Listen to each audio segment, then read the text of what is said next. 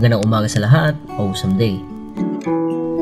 Kilala niyo ba kung sino ang kauna-unahang babae at ang nag-iisang babae na naging Prime Minister ng bansang Israel?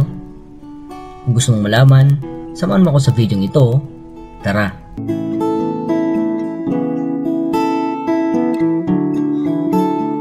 Ang kauna-unahang babae na naging Prime Minister ng bansang Israel ay walang iba kundi si Prime Minister Golda Meir. Nanungkulan siya bilang Prime Minister sa edad na 71 years old simula 1969 hanggang 1974. Isa si Golda Meir sa naging dahilan kaya naging bansa ulit ang Israel.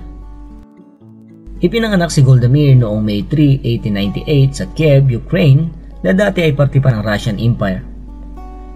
Taong 1906, umalis sila sa Kiev at nag-migrate si Golda Meir kasama ang kanyang pamilya papuntang Amerika. Nanirahan sila sa lugar ng Milwaukee, Wisconsin. Bloma Nidich and Mushi Mabovich ang pangalan ng kanyang mga magulang.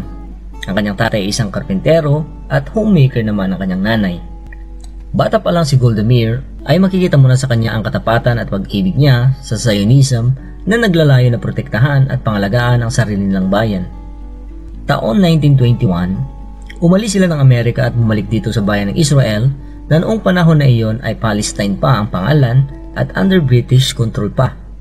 At doon nga ay nagsimula siyang pumasok sa politics at nagsimula ang kanyang pag-angat hanggang sa makilala at mailuklok siya bilang pang-apat na Prime Minister ng bansa.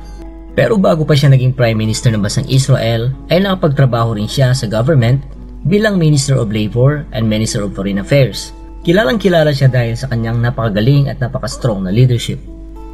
Kilala siya dahil sa napakasimple at practical niyang sumagot sa mga tanong at direct to the point na pagsasalita o wala ng paligoy-ligoy pa. Kaya binansagan siyang the Iron Lady ng bansang Israel dahil sa kanyang determinasyon, tibay ng loob at walang takot na paninindigan.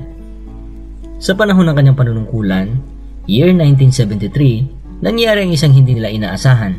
Ang pag-atake sa kanila ng mga bansang kapitbahay nila na gustong wasakin sila.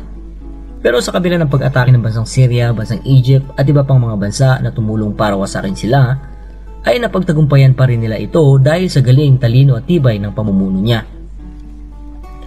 Taong 1974 ay nagretiro si Golda Meir sa politics at nanirahan ng mapayapa sa bayan ng Israel. December 8, 1978 nang siya ay mamatay sa edad na 80 years old. Siya ay inilibing sa Mount Herzl Cemetery sa Jerusalem kung saan din inililibing ang mga iba pang prime ministers at mga president ng bayan ng Israel. Hanggang ngayon ay patuloy na namamayagpag ang kanyang pangalan dahil sa kanyang katapangan, katapatan at walang humpay na pagmamahal sa kanyang bayan.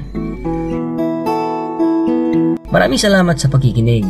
Kung nagustuhan mo ang video ito ay huwag mo kalimutang i-like at i-share para makagawa pa tayo ng mga ganitong video.